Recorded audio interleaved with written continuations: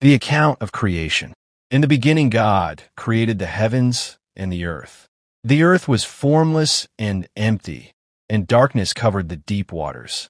And the Spirit of God was hovering over the surface of the waters. Then God said, "Let there be light," and there was light. And God saw that the light was good. Then he separated the light from the darkness. God called the light day, and the darkness night. And evening passed, and morning came, marking the first day. Then God said, "Let there be a space between the waters, to separate the waters of the heavens from the waters of the earth." And that is what happened. God made this space to separate the waters of the earth from the waters of the heavens. God called the space sky. And evening passed, and morning came, marking the second day. Then God said, "Let the waters beneath the sky flow together into one place, so dry ground may appear." And that is what happened. God called the dry ground land, and the waters seas. And God saw that it was good. Then God said, "Let the land sprout with vegetation, every sort of seed-bearing plant, and trees that grow seed-bearing fruit. These seeds will then produce the kinds of plants and trees from which they came." And that is what happened. The land produced vegetation, all sorts of seed-bearing plants, and trees with seed-bearing fruit. Their seeds produced plants and trees of the same kind. And God saw that it was good. And evening passed, and morning came, marking the third day. Then God said, "Let lights appear in the sky to separate the day from the night. Let them be signs to mark the seasons, days, and years. Let these lights in the sky shine down on the earth." And that is what happened. God made two great lights, the larger one to govern the day, and the smaller one to govern the night. He also made the stars. God set these lights in the sky to light the earth, to govern the day and night, and to separate the light from the darkness. And God saw that it was good. And evening passed, and morning came, marking the fourth day. Then God said, "Let the waters swarm with fish and other life. Let the skies be filled with birds of every kind." So God created great sea creatures and every living thing that scurries and swarms in the water, and every sort of bird, each producing offspring of the same kind. And God saw that it was good. Then God blessed them, saying, "Be fruitful and multiply. Let the fish fill the seas, and let the birds multiply on the earth." And evening passed, and morning came, marking the fifth day. Then God said, "Let the earth produce every sort of animal, each producing offspring of the same kind, livestock, small animals that scurry along the ground, and wild animals." And that is what happened. God made all sorts of wild animals, livestock, and small animals, each able to produce offspring of the same kind. And God saw that it was good. Then God said, "Let us make human beings in our image, to be like us. They will reign over the fish in the sea, the birds in the sky, the livestock, all the wild animals on the earth, and the small animals that scurry along the ground." So God created human beings in his own image. In the image of God, he created them. Male and female, he created them. Then God blessed them and said, "Be fruitful and multiply. Fill the earth and govern it. Reign over the fish in the sea, the birds in the sky, and all the animals that scurry along the ground." Then God said, "Look, I have given you every seed-bearing plant throughout the earth and all the fruit trees for your food. And I have given every green plant as food for all the wild animals, the birds in the sky, and the small animals that scurry along the ground, everything that has life." And that is what happened. Then God looked over all he had made, and he saw that it was very good. And evening passed, and morning came, marking the sixth day. So the creation of the heavens and the earth and everything in them was completed. On the seventh day God had finished his work of creation, so he rested from all his work. And God blessed the seventh day and declared it holy, because it was the day when he rested from all his work of creation. This is the account of the creation of the heavens and the earth. The man and woman in Eden. When the Lord God made the earth and the heavens, neither wild plants nor grains were growing on the earth. For the Lord God had not yet sent rain to water the earth, and there were no people to cultivate the soil. Instead, springs came up from the ground and watered all the land. Then the Lord God formed the man from the dust of the ground. He breathed the breath of life into the man's nostrils, and the man became a living person. Then the Lord God planted a garden in Eden in the east, and there he placed the man he had made. The Lord God made all sorts of trees grow up from the ground, trees that were beautiful and that produced delicious fruit.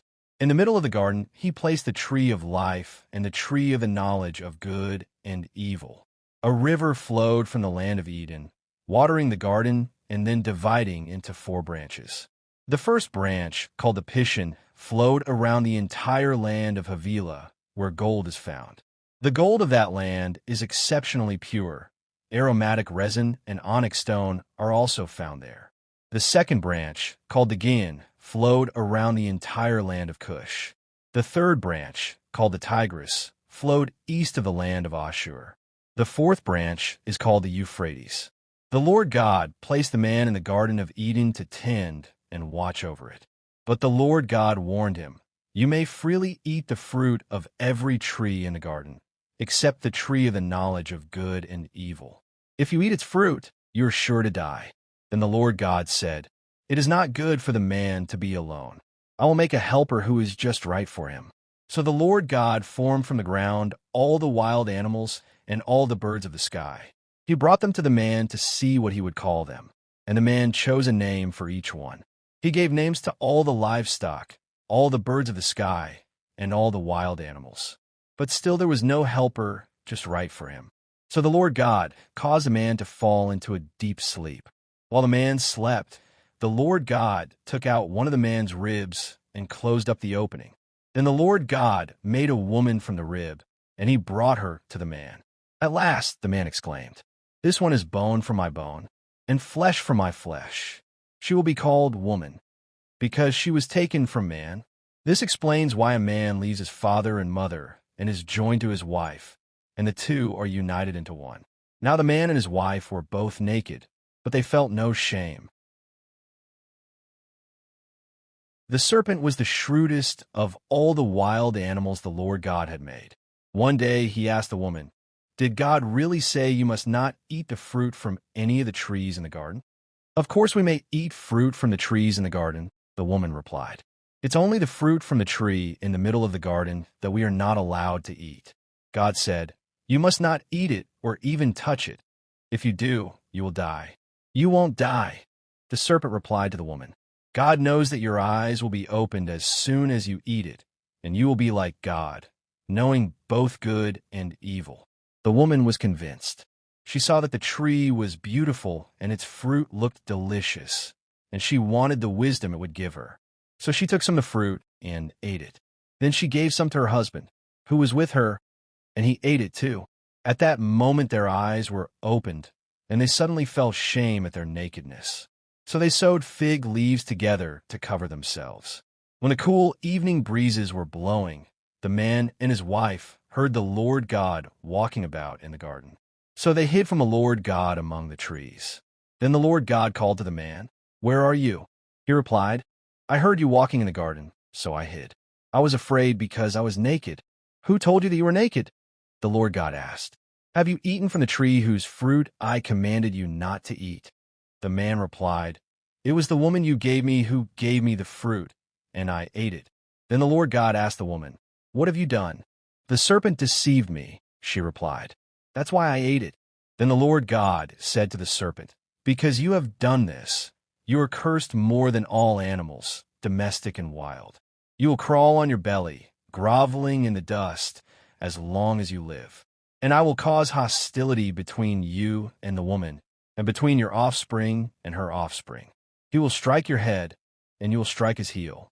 Then he said to the woman, "I will sharpen the pain of your pregnancy, and in pain you will give birth. And you will desire to control your husband, but he will rule over you."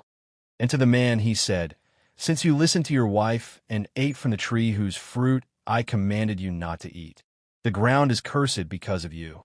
All your life you will struggle to scratch a living from it. It will grow thorns and thistles for you, though you will eat of its grains. By the sweat of your brow will you have food to eat until you return to the ground from which you were made. For you were made from dust, and to dust you will return." Then the man, Adam, named his wife Eve, because she would be the mother of all who live. And the Lord God made clothing from animal skins for Adam and his wife.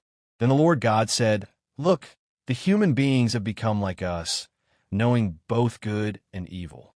What if they reach out, take fruit from the tree of life, and eat it? Then they will live forever." So the Lord God banished them from the Garden of Eden, and he sent Adam out to cultivate the ground from which he had been made. After sending them out, the Lord God stationed mighty cherubim to the east of the Garden of Eden, and he placed a flaming sword that flashed back and forth to guard the way to the tree of life.